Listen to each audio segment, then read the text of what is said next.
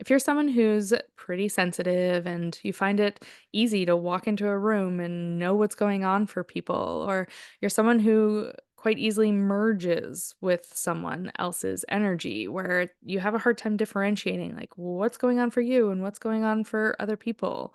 If you find yourself in patterns where you tend to people please or take care of everyone to make sure the room is okay, to make sure everyone else is okay so that you're okay, because you can really feel what's going on for everyone, then I encourage you to listen to this episode. I'm joined by Keisja and Stacey. Keisja's a hairdresser, Stacey's a coach. There's a reason why they ended up in these fields. They are empaths. They are those types of people that can really feel what's going on for others, and they're really good at meeting them with where they're at.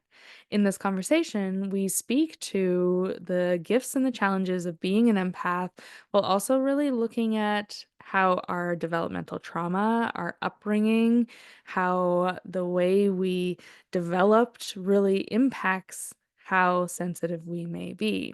Now, empathy is a gift and it can also be a survival pattern. And this is something that we explore on this call. And you probably know lots of different strategies on how to support yourself as an empath, setting up boundaries and really taking care of yourself and grounding yourself. And in this conversation, we speak less about the strategies, although we name a bunch of them. And instead, I direct Keisja and Stacey towards inquiring what's at the core of this shift that happens when we pick up on energy in the room that indicates a danger, and the empath comes online, and then the survival patterns come online to manage the situation to make sure we're okay. So if you're curious about your own patterns that are maybe rooted in you being an empath, but then supported you to survive. If you want to kind of weed through those patterns a little bit more and have a deeper understanding of what's at the core of them, because healing and supporting what's at the core of them allows you to actually shift out of needing to survive as an empath and allows you to be more in the gift of the empath and allows you to really embrace who you truly are. So can be a really big journey, and I'm so, so grateful for Keisja and Stacey for joining me for this call because they dive into the depths of their own experiences around being an empath and also the survival patterns that are rooted in being an empath or rooted in the trauma that, came online because of being an empath. So, hopefully, this episode resonates with you. Hopefully, you are able to pause and notice some of your own experiences. Feel free to download the experiential guide to support you with that. And feel free to reach out if you have more questions. I want to know, what did you learn about yourself? What did you discover? What landed that was shared today that really allows you to understand who you are from a different perspective and allows you to become more of that empathic witness for yourself? Enjoy the episode. And again, big, big thank you to Keisja and Stacey for joining me.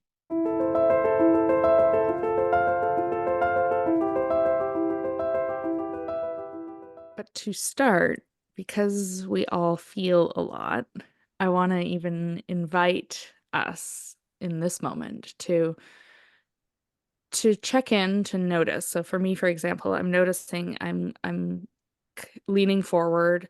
I'm kind of checking in with the two of you to make sure you're okay. There's a little bit of this like it's a very subtle hypervigilance I'm aware of just like leaning in, um, trying to get a sense of like, okay, what's going on for them? Are they okay? Can we drop into this conversation or do we need to connect first? And maybe this is just for me, maybe both of you will benefit as well. But I'm really noticing the need to name my experience because that supports me as someone who feels a lot to come back to my own experience, even if it might be a little entangled with someone else's. And it also allows me to pause a bit more so that I'm feeling the expansiveness of the room a little bit more. I'm looking out of my window a little bit more. My voice is dropping and I feel myself landing in my seat a lot more. So I wanted to start just even before we dive into anything, maybe just for myself, maybe it'll be helpful for you too as well, to name what I'm experiencing. And I'm doing this because I like talking about what I am experiencing, but also I'm doing it because to me this is different than a grounding exercise, which is something we'll probably talk about later. I personally don't do a lot of grounding exercises, and I look forward to sharing a bit more of a conversation about grounding with the two of you in a bit. And I laugh a little because part of me is like, oh, people expect me to lead a grounding exercise before we start things, but I never will because it's just not what I do. So I want to invite the two of you to also just pause for a moment and notice, is there anything you're experiencing in this moment that you want to share? Keisha, would you like to go first? Yeah. Um, it's funny you bring this up. This is something that I'm trying to do more often before going into new experiences or new situations of just trying to really notice, what's happening internally for myself. Um, and I guess sort of like a grounding technique. Um, Obviously I've never been on a podcast before or, even had maybe such a like in-depth conversation that we're about to have about the topic of empathy as well. Sometimes I feel kind of alone in the whole highly sensitive realm or empathetic realm sometimes.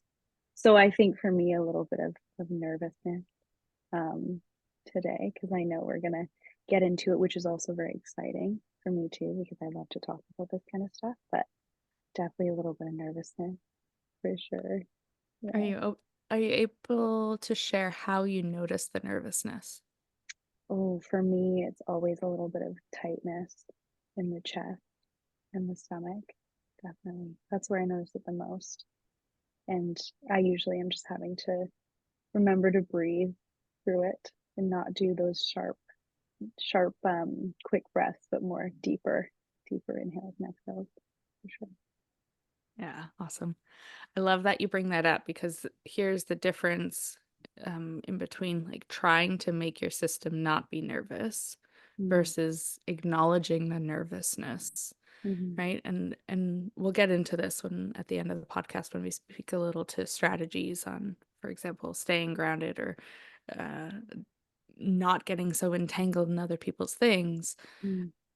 Something I love to play with is that difference between, okay, I can use these strategies, like be mindful of my breath and try to ground or try to land to arrive here a little bit more. And then the other thing we can do is just acknowledge what is, acknowledge the nervousness. And sometimes by acknowledging what we're experiencing, we're not in so much of a conflict with ourselves because we're not trying to not be what we actually are. We're actually giving ourselves the permission to be the thing that we are. And then that's all just energy that wants to move through. And then we Mm-hmm. land in a different way. Mm-hmm. So I just wanted to name that as the Yeah. two different ways, and especially as empaths, because you do feel so much. Often, what I have found with people who feel so much, there is this constant implement of strategies to not feel so much or to reconnect with self, and right. So I really want to weave this into our conversation today. The difference of feeling what is and being able to then differentiate what's mine, what someone else's, implementing strategies when we need to stay more here, to stay more connected, but also how do we just let that energy move through us so we don't have to be constantly doing so much work. Right. Yeah. So Yeah, I love that that all already got woven in because we'll weave it Yeah. in even more. Totally. Yeah. absolutely. And I can, for me, I always feel it right in my heart. And the deeper I have dropped into acceptance, awareness, and embodiment of even being an empath, um, and even just here right in the present moment, just to speak to it, Nicole, as you mentioned, naming it, I find that super, super helpful. I already feel my heart. It feels like a regulation, like it was pounding in a way of like really expansive. I feel myself, I feel both of you, and I think it's such an incredible opportunity to have this conversation. And I think as we're speaking, or for myself, as I'm continuing to speak more of my truth and acknowledging my gifts and authenticity and arriving this way and not being afraid how my words come out or how they land, allowing them to be and knowing that they'll arrive as they should is the process for me to arrive embodied and authentic and present. So Mm, thank you for the opportunity to speak to it, because this is a part of what I do. I yeah. do need to do a lot of grounding. I live like way up in the clouds. So in order to come in and to the body, and I do think this is something I learned when I was younger, but I also feel very innately like my soul was born this way. I'm just much more of like above, but to come like really in the presence, it almost feels like I'm just getting information. Like my heart beats to that extent to bring me into the embodiment. It's like calling me back in here. Cool. Yeah.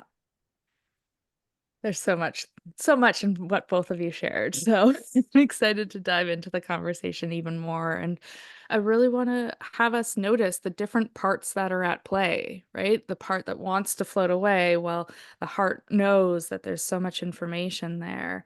Um, the part that needs to ground, and also uh, there's there's so many parts at play all the time. And the more we're aware of these dynamics that are at play, we can notice the conflicts and how we get in our own way and create more work for ourselves, and also notice how we can actually get out of our own way to be more in the flow of these gifts that we have. So that's my intention today, especially for those listening as well, to really notice, like, we're speaking to the gift of being an empath, which also comes with many challenges. And I also see it as a way that it can help us really survive. And the more we embody the gift of it, we experience ourselves so differently than when we're in the survival form of being an empath. So we're going to dive into some layers of that in this conversation.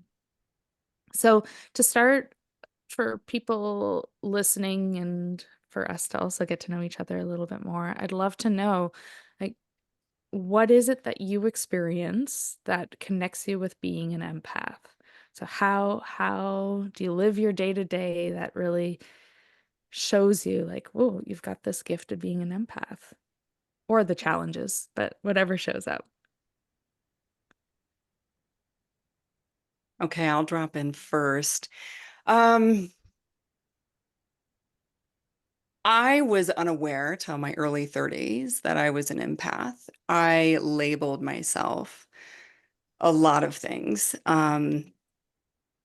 Always feeling misunderstood, most importantly by myself, and feeling like I didn't fit in because I felt socially overwhelmed all the time in rooms, even just with certain people, not knowing that I was feeling so deeply. I thought it was absolutely thought there was something wrong with me. And in my teens, I built a different persona just so I could arrive, and I really could, yeah, try to shapeshift my way into society. And in my 20s, I started feeling definitely a calling to get deeper, like more connected to what I remember from when I was younger, but at the same time feeling very avoidant of it because it didn't feel safe. I didn't feel accepted. Um, and then when I dropped into really getting to know myself more in my early 30s, It's when it arrived. I had a soul session with one of my soul guides, Elisa Romeo, and she just said, do you know you're an empath? And I said, I'm a what? I mean, I know about being empathetic and, having empathy, but I actually was not familiar with the term. And um, as soon as she named it, and as soon as I felt it, it was almost like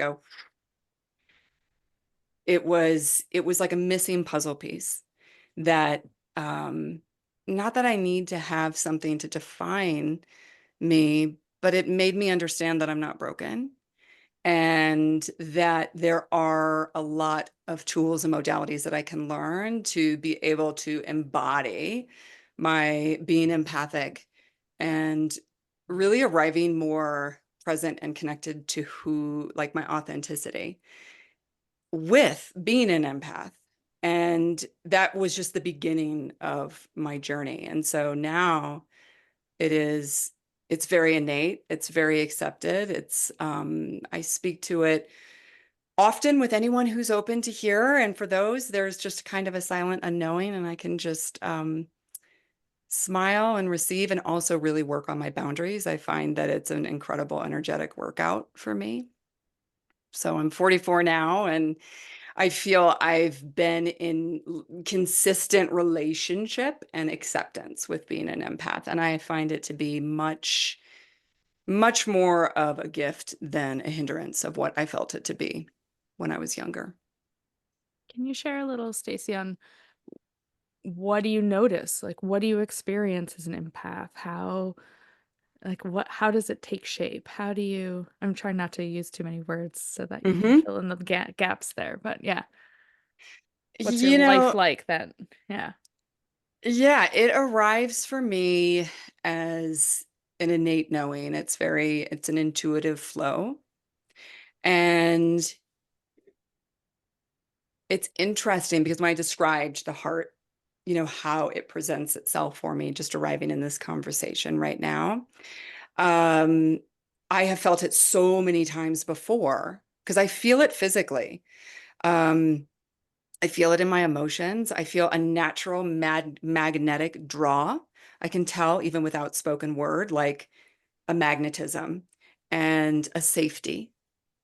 Because I do believe when I was younger, because I was before I built that protective armor, that persona in my teens, I didn't understand. There were no boundaries. There was no protective armor, and I could feel the light and dark of both, and it felt really unsafe. The world felt, yeah, I just didn't feel safe in my body and with in certain situations. So now it's definitely learning to bring in that breath. And when I'm feeling, whether it's a magnetism or maybe something that just feels disconnected, I allow it to just be what it is because I'm aware of it versus trying to let the mind make a story and tie it into something, which is what I used to do. Mm. So it certainly for me is very energetic. And it's, when I arrive into a room, whether it's a gathering with a lot of people, I really have to ground myself before I arrive in. I do, some breath work, bringing in nervous system regulation. And sometimes if I feel overwhelmed in a room, because it still happens, um, I can excuse myself. I can go outside. I feel the sun. I feel the air. Nature is very grounding and like it helps me become more regulated and then I can arrive again. And so I always want to make sure I'm not spilling my empathic ways onto other people and at the same time differentiating between what is mine that I'm feeling from like a hard expansive space. And if I'm feeling any like darkness or disconnect or maybe like heightened ego, just taking a moment, however that is, to arrive with it, either detach or I can choose to be in conversation or not, if that makes sense. And that's Mhm. nothing towards anyone else. It's just I'm naturally drawn to, well, I guess all, but it is interesting how it presents itself. So it's a dance, I can say Yeah. now. Yeah. Yeah. Now. versus what it used to feel like when I was younger, which was very like constrained and, Yeah. fearful. I remember talking to my therapist and saying, and I did speak to her. I said, I found out I'm an empath. And she was like, oh, that would make sense. And I was like, yeah. I mean, this is like after 3 years of, I mean, it's just there's so many layers and so many things. But I would say to her, I just want to feel safe. And I remember her reflecting back and saying, what is it that you don't feel safe with? This is very early in my work. And I know that to be so true now. It's okay to feel unsafe with things, but it's okay to also like speak to it as we did. I think when I acknowledge it and when I speak to it, it takes away what that unsafety is, allows me to arrive. Great. Right. There's lots of nuggets in there that I'm sure people can relate to and that I want to come back to. Keisha, I'll get you to share first, and then we'll Yeah, dive into some more of the layers of sounds good. both what Stacey shared and I'm sure what you'll be speaking to. So thank you, Yeah, Stacey. Brilliant. Brilliance in the empath field. totally. The gifts and the Um, difficulties. totally. Um, I have always, I guess, just touching on my experience with being an empath, not really knowing what even an empath was, knowing, you know, there's that trait that I just have always had, which is empathy or empathetic. I was also raised in a home where empathy was, the utmost importance. We have empathy for others, we have empathy for others. We're kind to others, growing up in that space from a really young age, being told that empathy is important. You're always going to have empathy for others. Um, I was always told as a kid that I was highly sensitive, very emotional, and I felt that. I've always felt that. If someone else was hurting, especially in like as a kid, like my direct family unit, mom, dad, brother, I hurt, and I just thought that that was just, that's just an empathetic trait. It wasn't until later in my teen years where, going out to social settings, you kind of touched on this, Stacey, where there's that overwhelm. You walk into a space and it's like I can pick up who's anxious in the room. I can pick up maybe who hasn't had a good day. And it might be just a subtle, mannerism that they show me. It might be the way they speak, or it just might be, as I say, like an energy thing, where their energy is just coming across and you just pick that up. And I remember multiple times in my teen years and these like high school functions or these parties, whatever, and I would walk away from them with a friend, and I would have the conversation of, oh, did you feel that from that person? Like, I don't know if that person's okay. I don't know if that person's feeling good. Did you feel that? And a lot of my friends saying, no, I didn't pick up on that at all. And so there's that I guess that space where you're like, am I strange? Like, am I feeling something that nobody else is feeling here? This is so weird. And I just thought maybe I was just a little bit more empathetic than, some other people I was with, just because that's how I was raised. And it wasn't till a couple years ago with my therapist where HSP, highly sensitive person, was the topic of conversation. And she handed me a list of, traits of an HSP. And she said, I want you to read this and I want you to tell me if these apply to you. Um, and one of them was walking into a room and being able to feel other things from people, feel people's energies. And there's a list of other traits too. And I just remember looking at it and being like, yep, I have all these. I experience all of these things.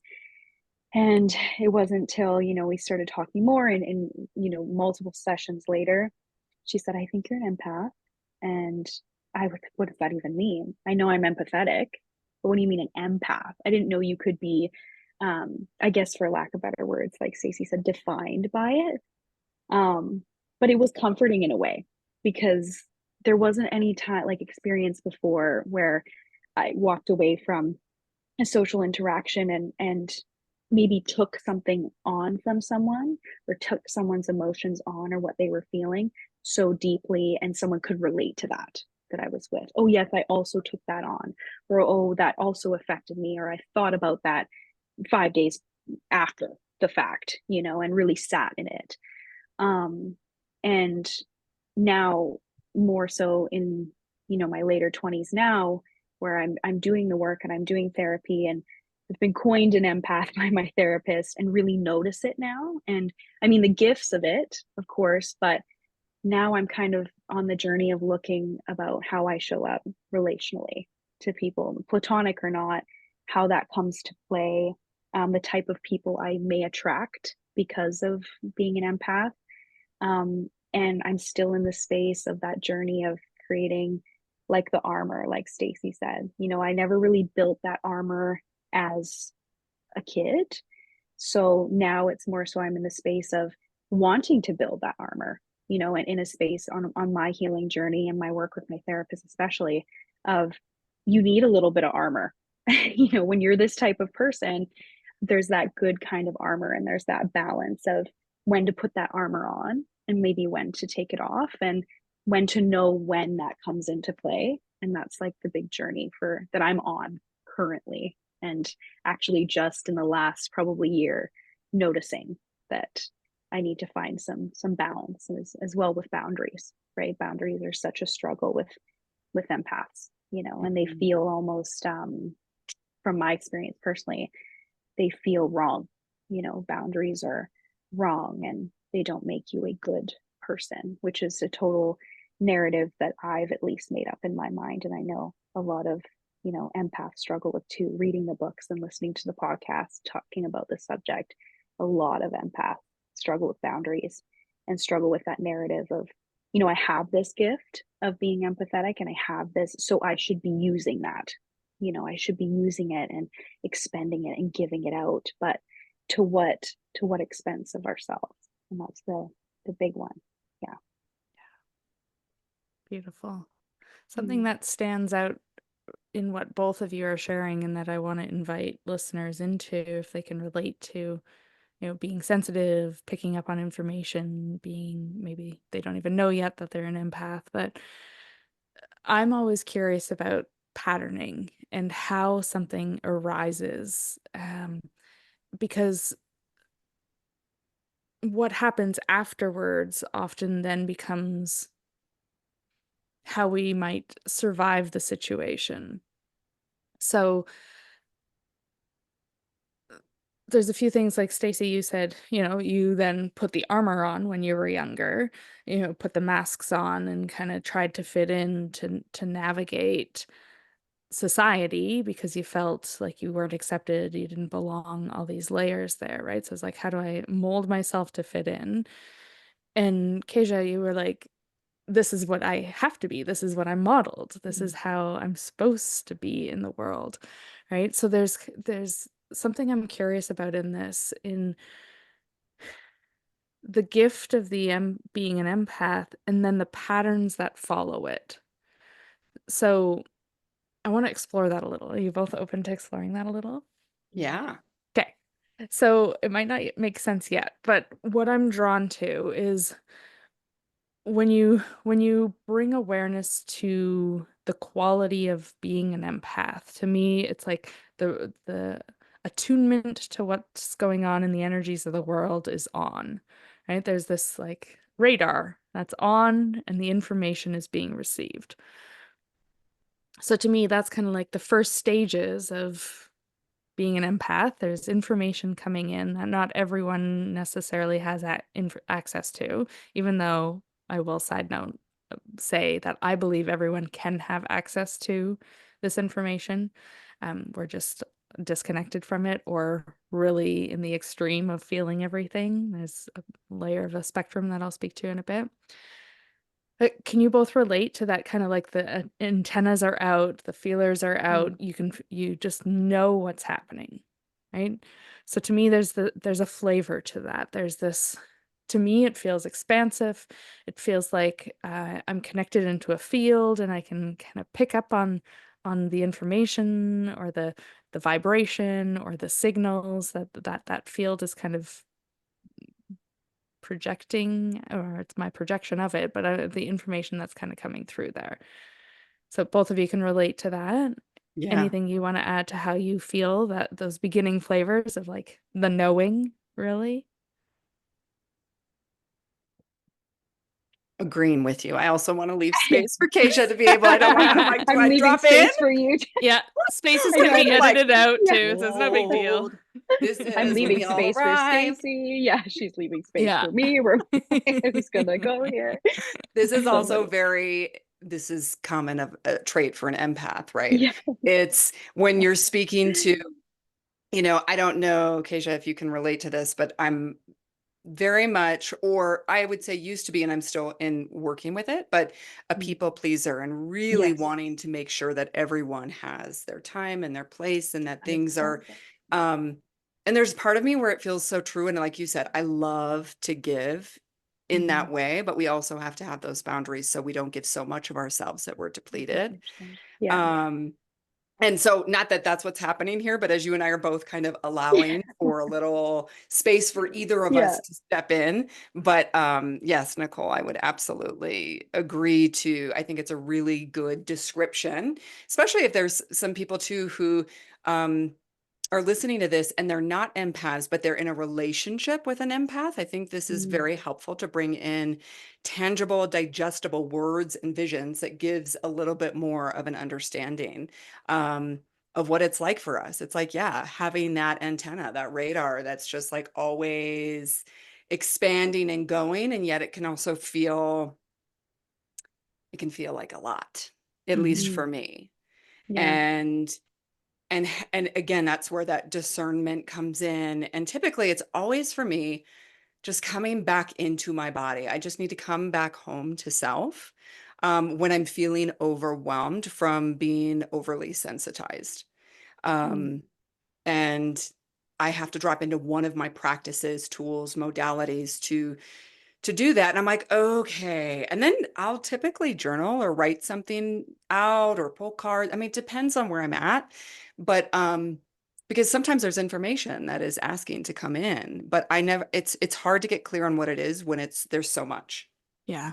And this is why I want to speak more to the thread of what unfolds as an empath, because it's like there's information there. And then even what you just described, both of you, you're like, and I'm going to give a pause because I'm a people pleaser and I want to give space. Right. So that comes later. It's like the feeling is there, and then come our patterns that evolve Mm. after the ability to feel what's happening, right? Mm. And the many ways we'll adapt or take responsibility or create space or try to fix or try to help or, whatever it is, that is what comes after this information we Mm, receive, yes, Mhm. right? Mhm. perfectly described. Yeah. Absolutely. Yeah. Yeah. Yeah. Keisha, anything you want to add to the antenna feeling or the Yeah. first flavor there? I'm just trying to think back of when, I enter a room, or I mean, I even relate it just in like my day to day doing, being a hairstylist and picking up in the first 5 minutes what this person is feeling and how maybe this appointment is going to go even. And I think in my job, at least, it was a very hard first couple years in my job, and I swore I would not do it past 2 years, and now I'm 8 years in, and I love it more now than I ever have. And um, I think it's because, not because I've gotten better at my job and my skills have progressed, but also I've learned to disconnect from maybe what somebody is bringing in and presenting to me emotionally. um how to hold space for that, and then let it go, at a time where it needs to be let go, and not, you know because I don't care for that person, I don't care for that client, I feel like I'm constantly doing check-ins with myself of, do I need to hold this for longer than this appointment? What is this serving me past this time with this person? Is there anything I can really do to help this person? And am I going to hurt myself in the process? You know, I think, like Stacey said, we tend to be people pleasers. Or another word that come to mind was the caregiver.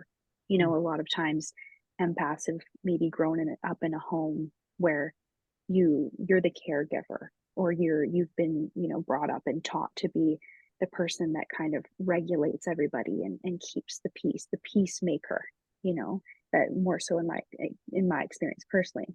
So then when I go to work, it's hard not to just jump right into that role. Well, I'm going to be the peacemaker. I'm going to bring you down. It's my job. And it's kind of now and just in the most recent years and doing the work and whatnot, it's kind of, yeah, coming to that space of, it's not my job unless I want it to be my job. And what's happening to me here, it's not always about the other person. I am a person too. And I think even just being an empath, you lose that little bit of that autonomy, you know, where it's about everybody else. And, it's stepping back into that space just recently, just in the last year, where I've kind of had to constantly check in, constantly remind myself of, you need to take care of you too, right? Yeah, you are a person, you have autonomy, and you have feelings as well. So that's like the big space that I have to completely check in all the time with myself all day. So, Yeah. yeah. It's beautiful because both of you have shared some really cool strategies that you already implement after those feelings are there, the knowing or the information that's coming through is there, and then you've got all these brilliant either patterns that you are aware of and you catch yourself and make sure you don't move into them, or there's these strategies in place to keep yourself separate from merging with someone else. And I want to just share some of my own experience with this because I also I feel a lot. And what's but interesting for me is I almost come from the other end of the spectrum where I've kept myself so protected that I only feel if I've been invited in, or I Mm, only feel, oh, that's a lie. I feel it, but I don't pay attention to it. So I don't take responsibility or feel like I have to be the people pleaser or the peacemaker. For me, like I've always been able to keep it at a distance, which has impacted me in a way where then I'm not allowing connection in, or I'm not allowing myself to be seen in my vulnerability. So I still feel it, but I keep myself so separate from it that, or I used to at least, and I still do, thank goodness, but I keep myself so separate from it that I don't get involved. So I wanted to name that just in case other people are listening who also can relate to feeling a lot, but are not so much on the people pleasing, but maybe on another end of the spectrum where it's like, well, I keep myself so protected that I don't get involved with anyone kind of thing.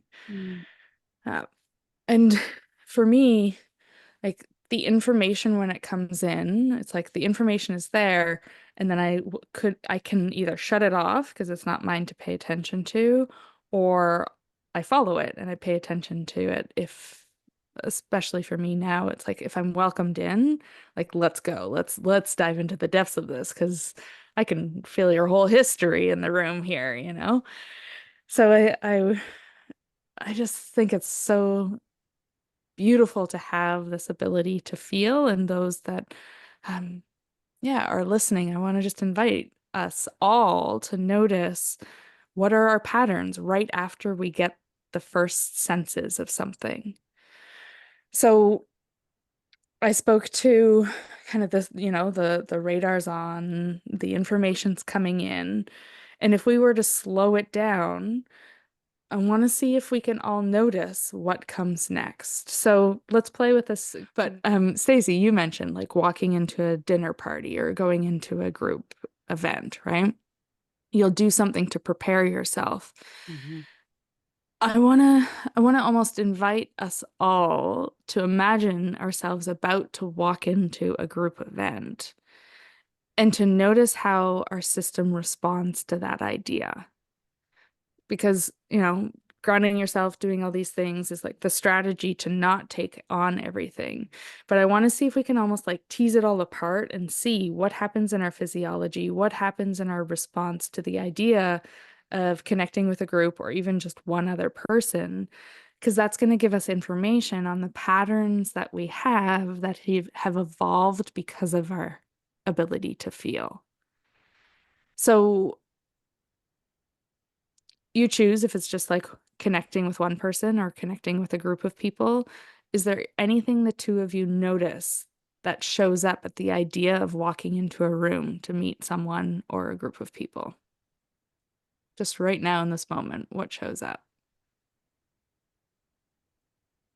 usually for me, well, right when it was mentioned, I envisioned a group of people, um, like a tightness in the chest for sure. And I don't know that maybe that's that preparation. Okay, here we go. You know, the lot's going to be thrown at me here, um, which is a familiar feeling. I think I get that every time going into a group setting for sure. Awesome. I can relate to that where there's this Mm, like bracing, my spine yeah. gets a little more rigid. Mm, I feel my breath being held a little bit more, and there's a readiness, like a readiness to walk in, mm, but to be in that kind of guardedness is, well, that's definitely my awareness too. Like, okay, but keep it separate, keep it separate, keep it yeah. separate. Yeah. Yeah, I would completely agree with that. Mine feels like an anticipation, and I can feel it the morning of. So if I've committed Mm, to something, I can feel it when I awake. I can feel the energy, and then I always have to get curious, like what is that I'm feeling? Because it's not always, I mean, I know, I mean, I kind of know, oh yeah, you're getting ready to drop into a group um, situation, conversations, or even it's just if it's just one-on-one, or even for our arrival today. Um, and I just think where I'm at, what I used to do, it would feel like an armored up, a readiness. I would absolutely, um, my perfectionism comes in with how I'm presented and all of the little things that I can do to feel not like unseen and yet presentable. Mm-hmm. Doesn't really make any sense, but um and now to not go into that old patterning, I just stay aware with the feeling that's coming in, and because I really want to arrive authentically, Mm-hmm. and part of my continual work is to speak authentically. And so it's an interesting experience of continuing to learn and to show up and having the courage to do it with the healthy boundaries. I did learn one of my energetic practitioners that I was working with gave me something that was so profound, and it helped me so much. And it's just imagining, and I wanted to share this with your listeners, Nicole, in case this is something that supports it. But imagining a invisible bubble around you, and that you're welcoming in any energy and aligned connections that are meant to be open to receive, and for a fluidity of energetic exchange, and any energy that is not aligned, that it just kind of bounces off that bubble. It's just like boop, boop, with non-attachment, not attachment to other, not attachment to you. It's not your fault. It's not that you talk too much, or you're too much, or you're too, all my own stories that's coming up right now, right? So the bubble has provided me, for me, it allows me to arrive less armored, more open, but yet protected, if that makes sense. Mm-hmm. So Totally. yeah, and then I can use the additional practices that I have to bring in discernment where my energy and should go. But it's something that I've really found has worked. I've shared with clients and friends of mine, and they seem to be experiencing the same, even if they're not empaths, even if they have heightened anxiety. Um, it's just something that allows a little bit, and it works. Seeing to Totally. believe. Yeah. Yeah. No, I definitely see the benefit of that. And I want to play a little bit within these realms. So, Stacey, I want to invite you to notice the difference in between sharing what your knowledge versus sharing your experience in this moment. Hmm. Okay. So we're going to do the dance for a moment. We're going to play more in this moment. And I mean, you've done tons of work around this, and you have these brilliant strategies in place, and you have this incredible awareness. And I want to see if the three of us in this moment can even just play a little in what's alive in this moment, and without bringing in any strategies for a moment. Okay. So the bubble, I think, is really important because I've got my own version of that I'll speak to as well. And I want people to recognize the difference of like implementing a strategy versus being in what's alive in this moment. Okay. So this idea of walking into the room, whether it's with a person, with a group, we all had this kind of bracing feeling come online. Yeah. Can you all connect with it again? Can everyone connect with it again? Mm-hmm. Okay, Mhm. so in that, I want to see, and those listening as well, like just tune into like the idea of connecting with another human. It can be scary depending on the history we have there and the patterning that's in place.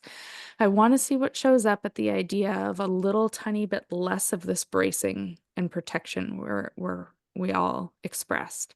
So for me, I think about like I feel a tightening in my ribs and in my spine, and I get a little taller. I want to see what shows up when I do that a tiny bit less. Am I making sense with that inquiry? Mhm. So Mm-hmm. what I'm bringing us into here for a moment is just the awareness of our physiology and how our physiology responds to a change in the environment. In this context, we're using walking into the idea of walking into a room and meeting up with a person or a group, right? Our physiology shifts because there's a new environment we're taking in. And this information that comes when we explore, if we were to move into that pattern a tiny bit less, is there anything either of you notice in that?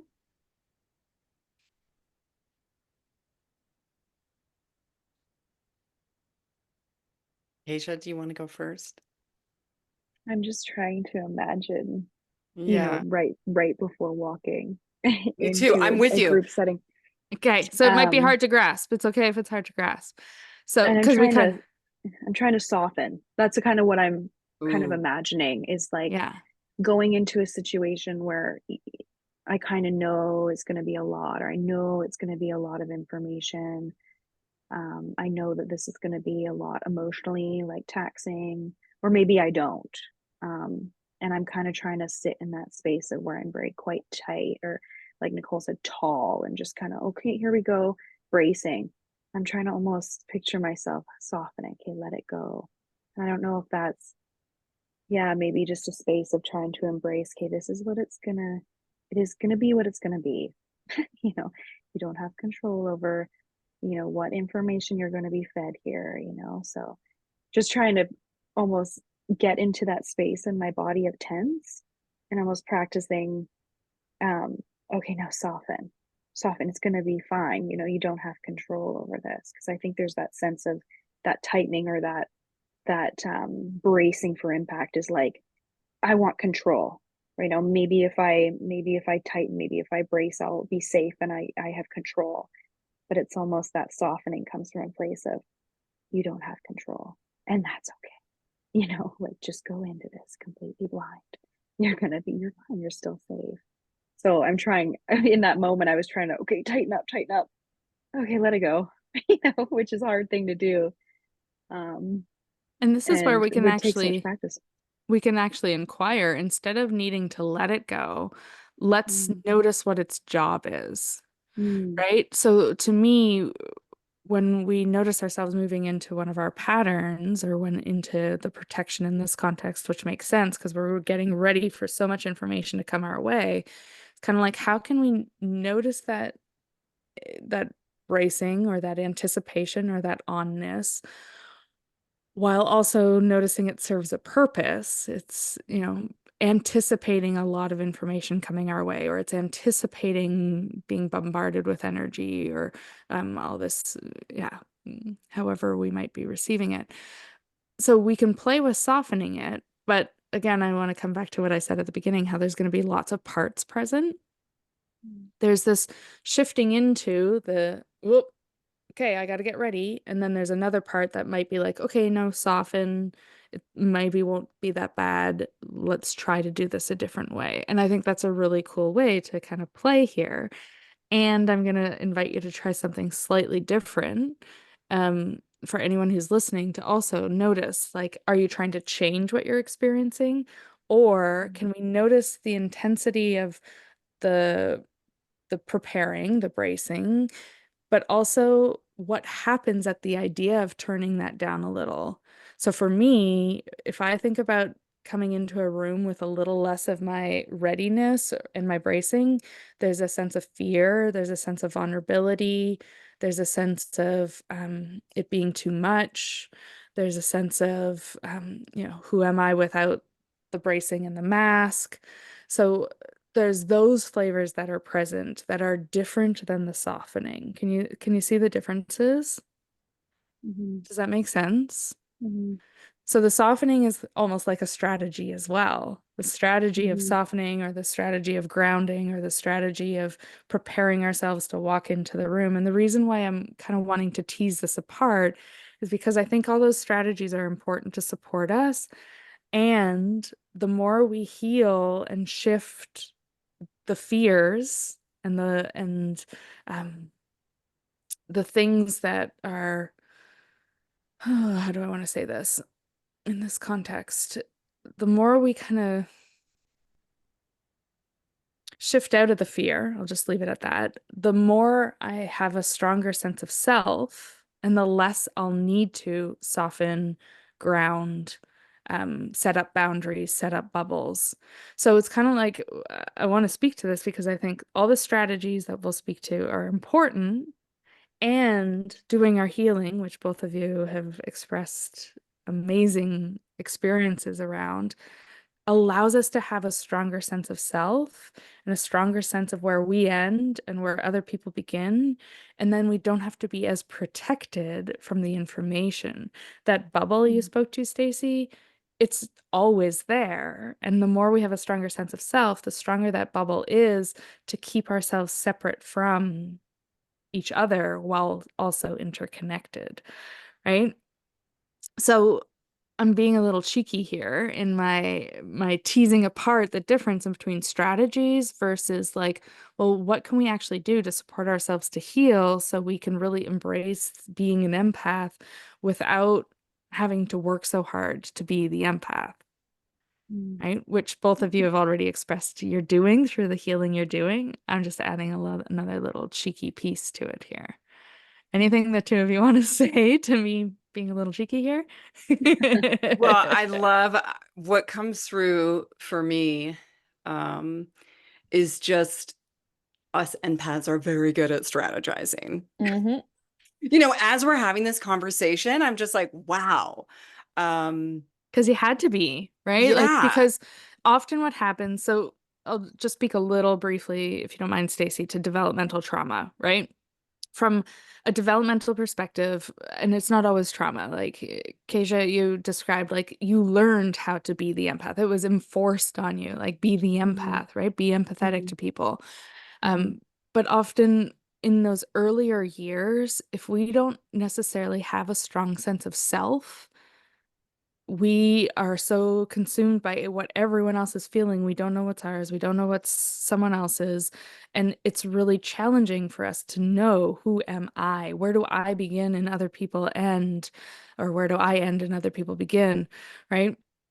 So, this awareness of having a boundary is really challenging, hence why we have these brilliant strategies to put boundaries in place, to um, choose different relationships, because we always choose the relationships that we tend to, get all entangled in because that's what's familiar.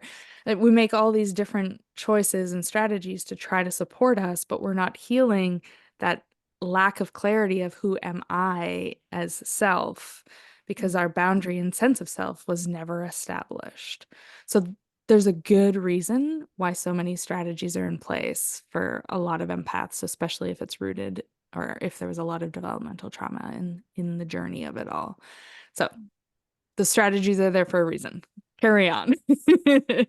Well, absolutely. I mean, and I think it helps us, as I'm speaking to, show up more authentically, or at least for myself. But yeah, going into the developmental trauma, and I'm happy to share just my own experience growing up. I grew in a household with addiction and with one family member, and it was not, yeah, I mean, I think I look, and I do feel like when I get really quiet, I do feel that I was born with this. I don't, and Yeah. maybe it was also learned through this as well. I don't I don't know, but I naturally took on feeling that it, how do I read the room to bring in that regulation or so.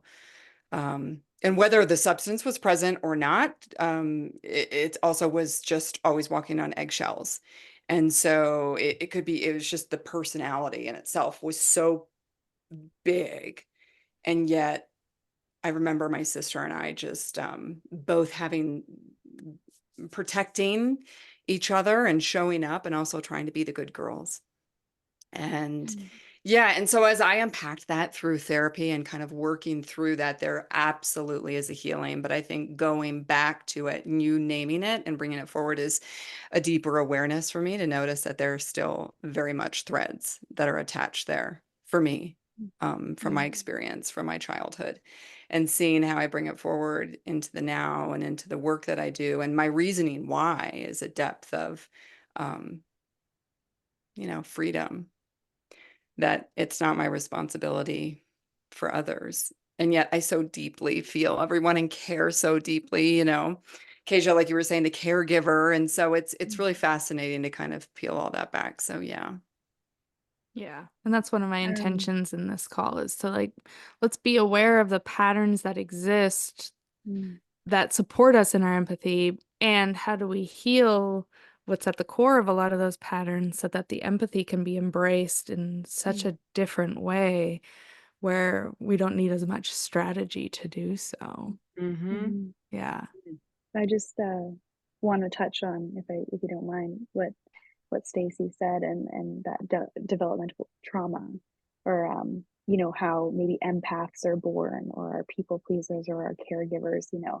Just hearing you speak, I also grew up in a home with addiction as well. So, you know, I think there's that commonality there of, and I can't speak for you, Stacey, but just that's where my caregiver, um, or my empathy, I think, was born, was that walking on eggshells, that, I need to make sure that this person's okay so it doesn't set off this person, which then sets off this person. I'm going to be the peacemaker here, and I am going to shove myself into this space. I'm not going to be that source of dysregulation for anyone. I'm only going to be a source of regulation for these people. Everybody here is in fight or flight. How do I get everybody regulated? And from a very, very young age, where we're still dealing with, how do I regulate oneself? How do I regulate myself? So then there comes that pattern of, let me regulate everybody before myself. And when I get everybody else regulated, I Mm-hmm. can feel safe, you know. And I think that's where that caregiver goes in. And then that role, starting at such a young age, which now I'm finding in my later 20s, and what I'm working on is, I've always been a caregiver. I've always been the emotional regulator for so many people. And then now looking back on past, looking at it in childhood, which then shows up in my platonic friendships, which then has now shown up in romantic relationship, always being the one to help and to serve and to give and to care for others. My friends saying, if you have any problems, if you have any issues, if you need someone to lean on, you go to Keisha, right? That being such a huge part of, and I don't know if you can relate to this, Stacey, my identity. So now going into my later 20s, and looking at my relational pattern, looking at how this has shown up, taking accountability for that, and realizing, oh, I'm now going to go through a little bit of an identity crisis here. Because if I'm not a giver, if I'm not a regulator, if I'm not this emotional space to such an extent for so many people, who am I? What am I if not an empath? What am I? So that's been the next phase of the journey of the struggle, of the challenge, is getting to know oneself, and getting to know that that's a part of me that isn't me, though. That is not all I offer, even though I've offered it my whole life, and that's been the basis of my identity. It can be a part of you. So a little bit of an identity crisis as I move through into this next phase, right, of that healing journey. Oof. Mm. Yeah. Agreed. Beautifully said. Mm. Beautifully said, Keisha. Thank Yeah. you for sharing. And lots of Mhm. emotions come through for me, and just Mm. Yeah. A lot in common, you know, I think with empaths could just we could all get together and, "Oh, I get that, I understand, I" you know, yeah, been there, yeah, right? So, absolutely. And with the definitely. addiction, with the caregivers, and also arriving at where you're at, and just the way you expressed and shared your words were really nourishing. So thank you. Mm. Yeah. Beautiful. I'm sure many listening will also be able to relate. And what I want to come back to for a moment is, again, this journey that we make on an ongoing basis with our patterns, is that's where this is how I love to approach things. Of like what you both named is really the gifts that your survival patterns have allowed you to both embrace the empath but survive some really challenging situations. So, the way I like to see the thread that both of you described so beautifully is there's something that happens in your environment that sends off some alarm bells. You, as an empath, are really sensitive to those messages, and the alarm bells go off.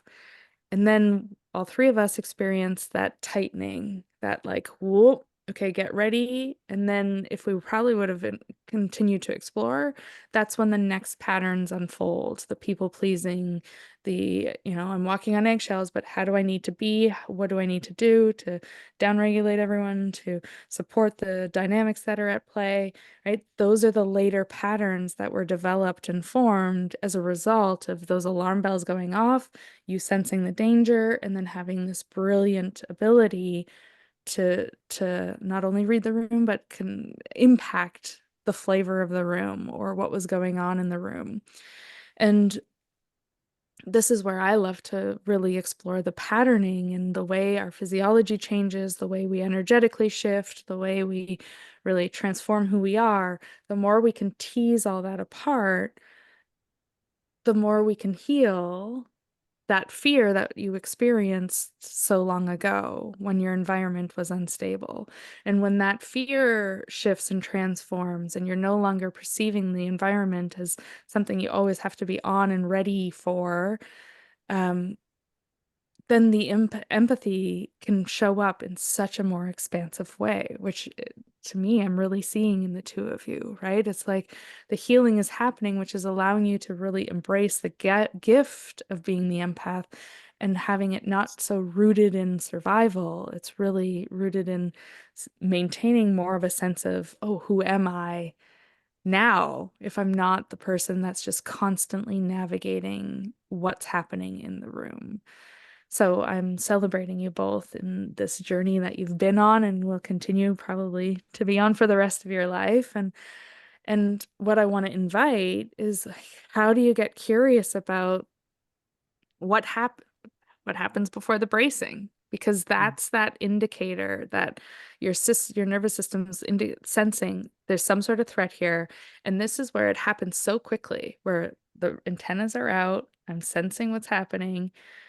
There's likely a glimpse of fear, and then vroom, move into the patterns that you've named a number of different patterns, and I want to invite those listening to, like, consider reflecting on these patterns that you have and work towards moving backwards, because what's at the core of them is that moment where there's such terror, such fear, that it makes sense that you shut all that down and instead navigated life in whatever patterns you needed to navigate.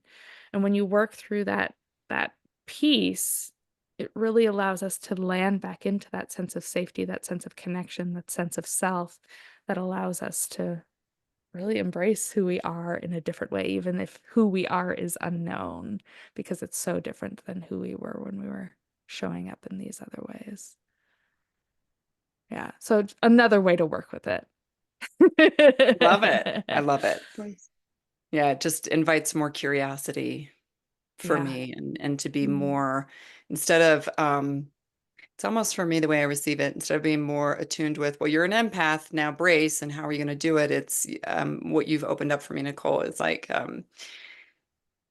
just a deeper portal within, like a deeper curiosity within. So when it arrives, um, to work backwards versus just gearing up and preparing and using all the tools and modalities. Not that those aren't there, but I have not, this is a space that's unfamiliar to me. Mm-hmm. And Keisja, as you mentioned so beautifully, about the identity crisis, you know, kind of like, who am I now? And I so deeply, deeply resonate with that.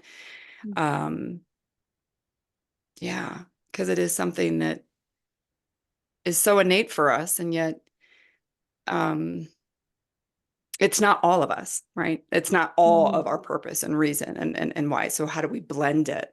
But Mhm. thank you, Nicole, because I will absolutely take that backwards piece to arrive there. Mm. I Mhm. feel that's another missing puzzle piece to add into my healing process. Explorations. Yeah. Absolutely. Mhm. Yeah. And that's where, again, I want to name the strategies are important, you know, to ground, to create the bubble, to, you know, all of those are important. And I'm just inviting you into another way to explore how do you heal to create more clarity on who am I really? Who am Mhm. I when I'm just embracing my sense of self instead of creating a boundary to try to keep myself separate from everyone else, to try to find out who I am. Yeah. Mhm. We did at the beginning say we were going to talk about strategies and I was going to guide us through something. But I also feel like what we've talked about is enough. Um, is there anything else either of you want to add? I don't Or think so. I actually have a question quickly. Can you see the difference now around needing strategies versus needing less strategies? Yeah. Yeah. Yes. Because we've I, gotten to the Yeah. core of it a lot more. Like even us yeah. naming it and creating space for this quick blip of where there's probably fear and terror, even Mm. us naming it, creating space for it already has changed your perspective and understanding of yourself, Mhm. right? And now there's less strategy because there's more of an honoring or holding space for that experience that exists within you. Mhm. Which Absolutely. I feel like is kind of a funny. I don't know if I want to say it's funny. Funny is lack of better words. How, you know, as empaths, we hold space so freely for other people. So here is a strategy where it's really, I guess, coming home to yourself and okay, it's my turn. You know, I'm gonna hold space for myself here. Um, Beautiful. Oh, I yeah, love that you caught that. yeah, like Yeah, what a yeah, So good. full circle moment. totally. Absolutely. Yeah, it's our turn. And it's funny because one of my Yeah. principles is like, you're already whole. How do we become the empathic witness for Mm-hmm. ourselves in the places where Mm-hmm. we're stuck in that fear and that terror and that survival? Right. So, yeah. And to me, the more we can do that for ourselves, that's what really supports the deep healing to happen. Yeah. And then as an empath, to do that from this place for other people as well, that's when we Mm-hmm. maintain that sense of self. And we're not doing it out of the survival pattern, we're doing it out of the gift. Right. Hmm. Mm. So good. Yeah. Oh, thank you so much Oh, thank for you. I feel like we could talk for another hour or I so about know. this. Oh, yeah. Yeah. But it also feels like something is percolating with this, this piece coming forward and this yeah. I want to give some space for that. So hopefully those Mm. listening also have a different ability to reflect on their own relationships with empathy. And thank you so much to the two of you for coming on to share Oh, the thank you. depths of the gift and the challenges that come with being an empath. Yeah, thank you for the invitation Yes, and thank opening you. up the conversation for all to tune in. I'm so grateful and just what we received from the both of you today. So Thank you so beautiful. much. Yeah, Such a good combo. so good. Wonderful. Thank you. Thank you. Thanks so much for listening. I hope that this episode has provided you with new perspectives and insights. And if you haven't already, head to my website to download the experiential guide. Until the next time, I invite you to continue to pause and notice.